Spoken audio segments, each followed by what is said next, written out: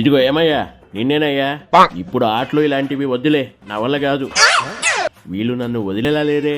ఇదిగో డైమండ్ రాణి, ఇలా రా, ఈ బ్యాట్ పట్టుకో.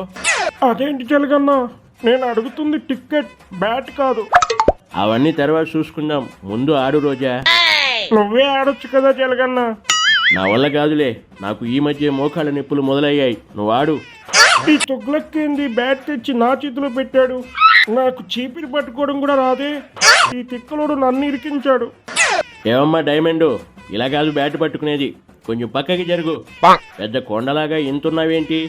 నీ వెనక 3 కాదు 6 వికెట్లు పెట్టినా కనపడేలా లేవు. ఇదిగో డైమండు, బ్యాటును ఎప్పుడైనా ఇలా వేటు వేసే ముందు గొడ్డలిని పట్టుకున్నట్టు గట్టిగా కొంచెం వీలుగా పక్కన పెట్టుకోవాలి. రా తీసుకో. కరెక్టే అన్నా, నీకు గొడ్డలు వాడి వాడి అలవాటయ్యిందిలే. అర్థమైందిలే జలగన్నా.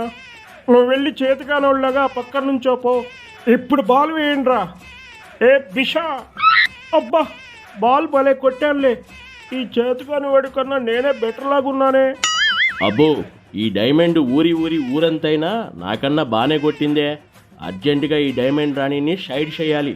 నువ్వు ఒక్కసారి తాడేపల్లి ప్యాలెస్కురా.